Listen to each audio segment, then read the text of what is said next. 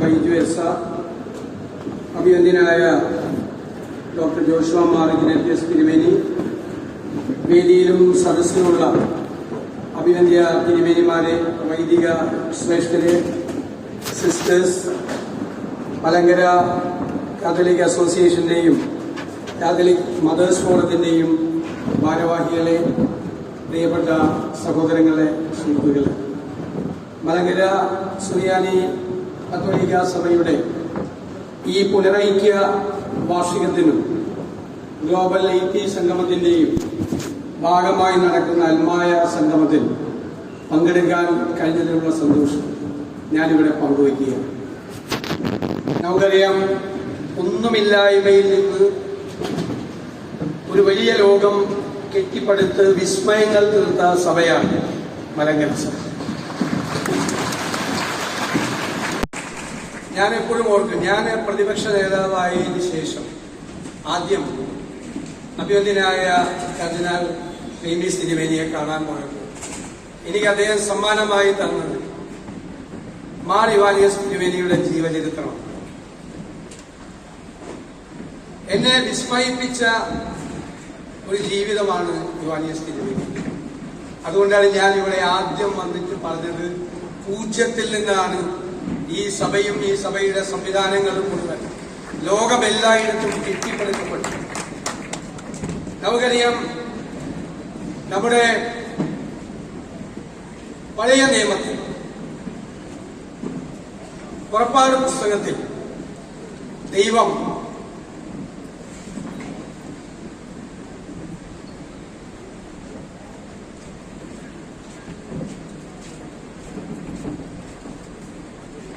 അഭിനന്ദനായ തിരുമേനി, അദ്ദേഹത്തെ ഈ വേദിയിലേക്ക് സ്വാഗതം ചെയ്യാനുള്ള ഭാഗ്യം എനിക്കാണുള്ളത്. ഞാൻ ഹൃദയപൂർവ്വം സ്വാഗതം ചെയ്യുന്നു.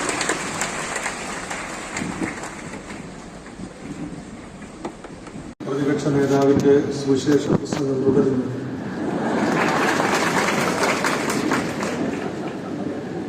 ഞാൻ അഭിനന്ദനായ തിരുമേനി എനിക്ക് തന്ന ഇവാനിയോസ് തിരുമേനിയുടെ പുസ്തകത്തെ കുറിച്ചാണ് പറഞ്ഞത്. അപ്പൊ ഞാൻ ഓർത്തത്, പഴയ നിയമത്തിലെ പുറപ്പാട് പുസ്തകത്തിൽ ദൈവത്തിനൊരു പദ്ധതി ഉണ്ടായിരുന്നു. അടിമത്തത്തിൽ കഴിഞ്ഞിരുന്ന ഇസ്രായേൽ മക്കളെ ഈജിപ്തിൽ നിന്ന് മോചിപ്പിക്കാനുള്ള ഒരു പദ്ധതി. ആ പദ്ധതി അദ്ദേഹം ചുമതല ഏൽപ്പിച്ചത് മോശ പ്രവാചകനെ. മോശ പ്രവാചകൻ 80 വയസ്സ് കഴിഞ്ഞ ഒരു ആട്ടിടയനാണ്. അതിലൊരു കഥയുണ്ട്. ഓരോ പർവ്വതത്തിന്റെ അടുക്കൽ മോശെ ഇങ്ങനെ ആടിനെ മേയിച്ചുകൊണ്ടിരിക്കുമ്പോൾ കത്തിയെരിഞ്ഞ മുൾപ്പടർപ്പുകൾക്കിടയിൽ കത്തിയെരിഞ്ഞ് തീരാത്ത മുൾപ്പടർപ്പിൽ നിന്ന് ദൈവം മോശയോട് സംസാരിച്ചു. കത്തുന്ന മുൾപ്പടർപ്പിൽ നിന്നാണ് മോശയോട് ദൈവം സംസാരിക്കുന്നത്. നീ എന്റെ ജനമായ ഇസ്രായേലിന്റെ മക്കളെ ഈജിപ്തിൽ നിന്ന് മോചിപ്പിച്ചു കൊണ്ടുവരാൻ ഞാൻ നിന്നോടൊപ്പം ഉണ്ടാകും എന്ന വാഗ്ദാനം നൽകിക്കൊണ്ടാണ് പുറപ്പാട് പുസ്തകത്തിൽ പറയുന്നത്, ആകയാൽ വരിക, എന്റെ ജനമായ ഇസ്രായേലിന്റെ മക്കളെ മിസ്രൈമിൽ നിന്ന് പുറപ്പെടുവിക്കാൻ ഫറവോന്റെ അടുക്കലേക്ക് ഞാൻ നിന്നെ അയക്കും. ഫറവോന്റെ അടുക്കൽ പോകാനും ഇസ്രായേൽ ജനത്തെ മിസ്രൈമിൽ നിന്ന് പുറപ്പെടുവിക്കാനും ഞാൻ എന്തുമാത്രമുണ്ട് എന്നാണ് മോശെ പ്രവാചകൻ ചോദിക്കുന്നത്. അതിനുള്ള മറുപടി, ഞാൻ നിന്റെ കൂടെ ഉണ്ടായിരിക്കും. നീ അവരെ കൂട്ടിക്കൊണ്ടുവരുമ്പോൾ ഈ പർവ്വതത്തിങ്കൽ ദൈവം ആരാധിക്കപ്പെടുമ്പോൾ ഞാൻ നിന്നെ അങ്ങോട്ട് അയച്ചതിനുള്ള അടയാളമാകുമെന്ന് ഞാൻ കരുതുന്നത്.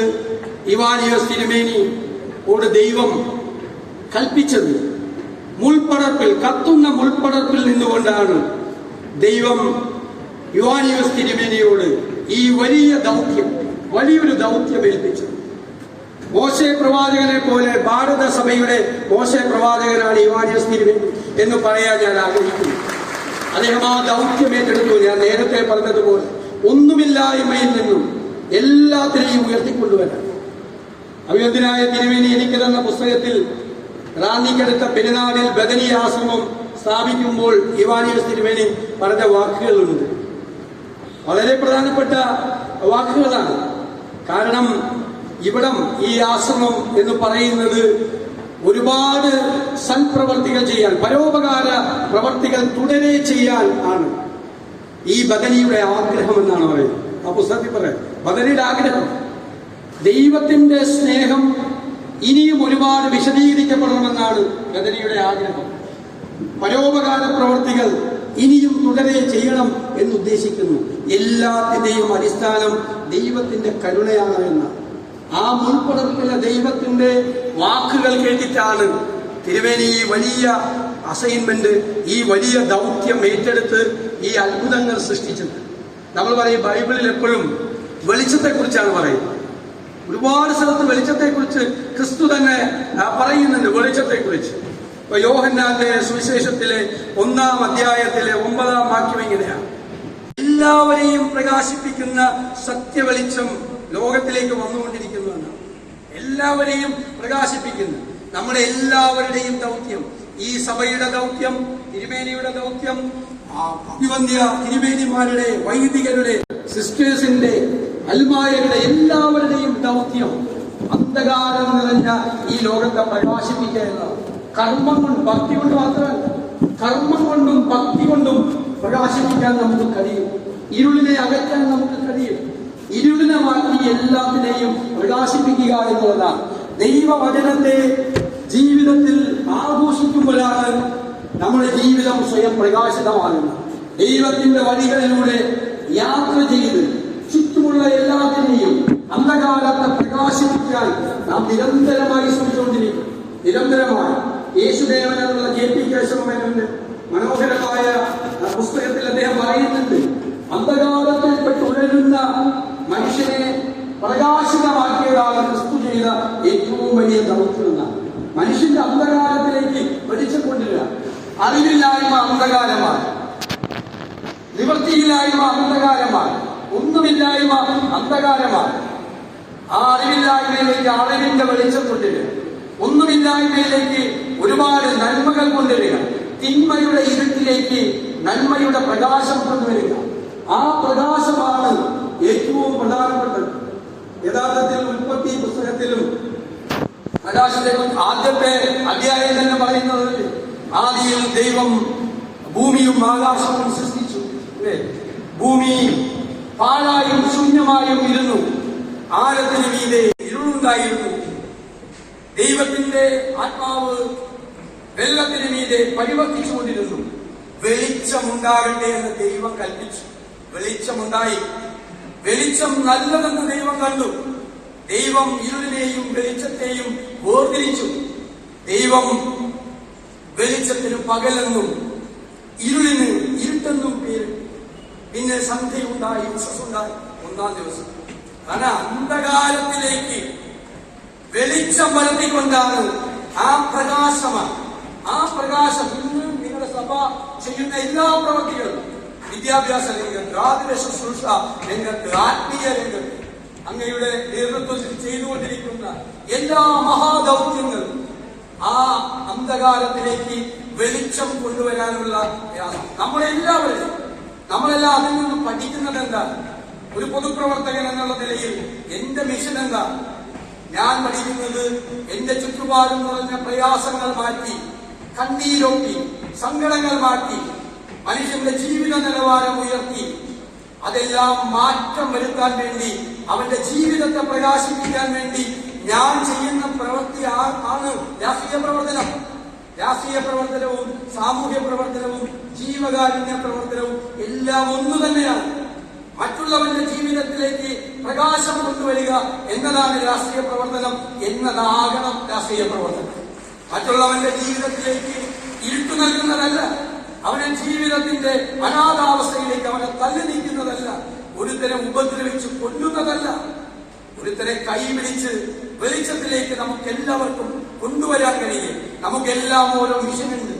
ഉൾപ്പടർപ്പിൽ നിന്ന് ദൈവം നമ്മളോടെല്ലാം പറയുന്ന ആ വാക്കുകൾ, ദൈവത്തിന്റെ വചനം നമുക്ക് കേൾക്കാൻ കഴിഞ്ഞാൽ, ഉൾപ്പടർപ്പിലെ ദൈവം നമ്മളോട് പറയുന്നത് കേൾക്കാൻ, അനുസരിക്കാൻ നമുക്ക് കഴിഞ്ഞാൽ, ജീവിതത്തിൽ ഒരുപാട് പ്രകാശം ഒരുപാട് പേരുടെ മനസ്സുകളിലേക്ക് കൊണ്ടുവരാൻ കഴിയും. ഒരു സഭയെ നിലനിർത്തുന്നത് അൽമായ, ആ അൽമായ സംഘവുമാണ് നിൽക്കുന്നത്. അൽമായരുടെ വിശ്വാസവും അവരുടെ സഭയോടുള്ള കൂറും അവരോടുള്ള സ്നേഹവും സഭയോട് അവരെത്രമാത്രം ചേർന്ന് നിൽക്കുന്നു എന്നതാണ്. അല്ലെ, സഭ എന്ന് പറയുന്നത് ശരീരമാണ്, അതിനോട് ചേർന്ന് നിൽക്കുകയാണ്. അത് ഒരുപാട് മിഷൻസാണ്, ദൗത്യങ്ങളാണ്. നമ്മുടെ ജീവിതം മുഴുവൻ അതുപോലുള്ള മിഷൻസാണ്. ആ ദൗത്യങ്ങൾ ഒന്ന് തീരുമ്പോൾ ഒന്ന് നമ്മൾ വിചാരിക്കും എല്ലാം ശരിയായി പോകുന്നു, കുഴപ്പമില്ല, നിർത്താം. എല്ലാം ശരിയാകുമ്പോഴാണ് അതിനെ കുറച്ചുകൂടി നവീകരിക്കാൻ, കുറച്ചുകൂടി ഭംഗിയാക്കാൻ, അല്ലെ, കുറച്ചുകൂടി ശ്രേഷ്ഠമാക്കാൻ നമ്മൾ ശ്രമിക്കുന്നു. വിശ്രമമില്ലാതെ പ്രവർത്തിക്കുന്നു. എല്ലാം ശരിയായി വരുന്നു എന്ന് വരുമ്പോൾ ഒന്നുകൂടി മെച്ചപ്പെടുത്താൻ വേണ്ടി നമ്മൾ നടത്തുന്ന ശ്രമങ്ങൾ അങ്ങനെ തേച്ചു മിനിക്കുകയാണ് സഭയെ, സഭയുടെ പ്രവർത്തനങ്ങളെ, സഭയുടെ സ്ഥാപനങ്ങളെ എല്ലാം മഹത്തരമാക്കുന്നത് എന്ന് നമ്മൾ തിരിച്ചറിയും. അതൊരു വലിയ കൂട്ടായ്മയാണ്. എല്ലാവരും അചഞ്ചലമായ ദൈവവിശ്വാസത്തിന്റെ അടിത്തറയിൽ നിന്നുകൊണ്ട് നമ്മൾ ഏറ്റെടുക്കുന്ന ദൗത്യത്തെ ഏറ്റവും മനോഹരമാക്കി മാറ്റാൻ നമ്മൾ ശ്രമം നടത്തുമ്പോഴാണ് നമ്മൾ മനുഷ്യരാകുന്നത്, നമ്മൾ ദൈവവിശ്വാസികളാകുന്നത്. എല്ലാത്തിനും വലുത് പ്രത്യാശയാണ്. ജീവിതത്തിൽ തളർച്ചയുണ്ടാകാം, തോൽവികളുണ്ടാകാം, പ്രതികൂലമായ കാര്യങ്ങളുണ്ടാകാം. തളർന്നു പോകാതെ, പിന്തിരിഞ്ഞോടാതെ, ഏത് പ്രതിസന്ധിയിലും കൂസാതെ അതിനെ മറികടക്കാൻ കഴിയുമെന്നുള്ള ഒരു ആത്മവിശ്വാസം നമ്മൾ ഉണ്ടാക്കിയെടുക്കും. ആത്മവിശ്വാസം. ഏത് പ്രതികൂലമായ സാഹചര്യം വന്നാലും അതിനെ ഞാൻ ദൈവത്തിന്റെ സഹായത്തോടു കൂടി അനുകൂലമാക്കി മാറ്റിയെടുക്കും എന്നുള്ളൊരു ദൃഢപ്രതിജ്ഞ ഉണ്ടാകും. ആത്മഹത്യകളൊന്നും അതൊന്നും മറുപടികളല്ല, അതൊന്നും റെമഡിയല്ല, അതൊന്നുമല്ല. ജീവിതത്തിലെ പ്രതിസന്ധികളെ, വെല്ലുവിളികൾ മറികടക്കുകയാണ് നമ്മൾ ഏറ്റെടുക്കേണ്ട ദൗത്യം. അതിന് എന്താ വേണ്ടത്? അതിന് നമ്മൾ പ്രത്യാശ ഉള്ളവരായിരിക്കണം. ആ പ്രത്യാശയാണ്, ഹോപ്പാണ് ജീവിതം എന്ന് പറയുന്നത്. ആ പ്രത്യാശ ഉള്ളവരായിരിക്കണം എന്ന് വിശുദ്ധ പുസ്തകം എന്തുകൊണ്ടാ പറയുന്നത്? നിനക്ക് വാഗ്ദാനം നൽകിയിരിക്കുന്നവൻ വിശ്വസ്തനാണ്. നിനക്ക് വാഗ്ദാനം നൽകിയിരിക്കുന്നവൻ വിശ്വസ്തനാകുന്നത് കൊണ്ട് നീ പ്രത്യാശ ഉള്ളവരായിരിക്കണം. ഒന്നിന്റെയും മുമ്പിൽ തോൽക്കാതെ, ഞാൻ നേരത്തെ പറഞ്ഞതുപോലെ അചഞ്ചലമായ ദൈവവിശ്വാസത്തിന്റെ പിൻബലത്തോടുകൂടി എന്റെ വലതുഭാഗത്ത് അവനുണ്ട് എന്നുള്ള ബോധ്യത്തോടുകൂടി മുൾപ്പടപ്പിൽ നിന്ന്, കത്തുന്ന മുൾപ്പടപ്പിൽ നിന്ന് അവൻ നമ്മളോട് പറയുന്നുണ്ട്, നമുക്ക് ചെയ്യേണ്ട കാര്യങ്ങൾ പറയുന്നുണ്ട് എന്ന ബോധ്യത്തോടുകൂടി മുന്നോട്ട് പോകുമ്പോൾ എനിക്ക് 100% വിശ്വാസമുണ്ട്. യുവാജി സിരിമേനി ഒന്നുമില്ലായ്മയിൽ നിന്ന് ഉണ്ടാക്കിയെടുത്ത ഈ മഹാസഭ ഇനിയുമേറെ മുന്നോട്ട് പോകും. ഇന്ന് ഭാരത സഭയിൽ ഒരുപാട് പ്രതിസന്ധികളെല്ലാം നേരിടുന്ന കാലമാണ്. ഒരുപാട് പ്രശ്നങ്ങൾ. ഇന്ത്യയിൽ എല്ലാവരും ക്രൈസ്തവർ വേട്ടയാടപ്പെടുകയും അവർക്ക് ഉണ്ടാക്കപ്പെടുന്ന മതപരിവർത്തന നിയമത്തിന്റെ പേരിൽ അവരെ ക്രൂശിക്കപ്പെടുകയും ചെയ്യുന്ന പരീക്ഷണത്തിന്റെ കാലഘട്ടമാണ്. ഇതിനേക്കാളേറെ പരീക്ഷണങ്ങളുടെ കാലഘട്ടം കടന്നാണ് ക്രൈസ്തവ സഭ എന്നും മുന്നോട്ട് വന്നിട്ടുള്ളത്. ആ പ്രതിസന്ധികളുടെ മുന്നിൽ തളരാതെ നിൽക്കുക, തോൽക്കാതെ നിൽക്കുക. ഈ പ്രതിസന്ധിയെയും മറികടക്കാൻ നമുക്ക് കഴിയുമെന്നുള്ള ആത്മവിശ്വാസം ഉണ്ടാകണം. രാജ്യത്തെല്ലായിടത്തും പ്രതിസന്ധി നേരിടുമ്പോൾ പ്രാർത്ഥന കൊണ്ടും സഹായം കൊണ്ടും അവരോട് ചേർന്ന് നിന്നുകൊണ്ടും അവരൊറ്റയ്ക്കല്ല എന്നുള്ള ബോധ്യമുണ്ടാക്കി കഷ്ടപ്പെടുന്നവരുടെയും വേദനിക്കുന്നവരുടെയും വേട്ടയാടപ്പെടുന്നവരുടെയും കൂടെയായിരുന്നു ക്രിസ്തു എന്നുള്ള ഓർമ്മ നമുക്കുണ്ടാവും. എവിടെയാണ് മനുഷ്യൻ പീഡിപ്പിക്കപ്പെടുന്നത്, അനാവശ്യമായി പീഡിപ്പിക്കപ്പെടുന്നത്, ക്രിസ്തുവിന്റെ പേരിൽ പീഡിപ്പിക്കപ്പെടുന്നത്, അവിടെയെല്ലാം അവന്റെ സാന്നിധ്യമുണ്ടാകും എന്നുള്ള വിശ്വാസമാണ് കരുത്താൻ. ഞാൻ ദീർഘിപ്പിക്കുന്നില്ല. ഈ മഹാസമ്മേളനത്തിൽ പങ്കുചേരാൻ കഴിയുന്നത് ദൈവ നിയമമായി കരുതിക്കൊണ്ട് നിങ്ങളുടെ എല്ലാവരുടെയും അനുവാദത്തോടെ ഞാൻ ഈ അൽമായ സംഗമം ഉദ്ഘാടനം ചെയ്തതായി അറിയിക്കുന്നു. നന്ദി.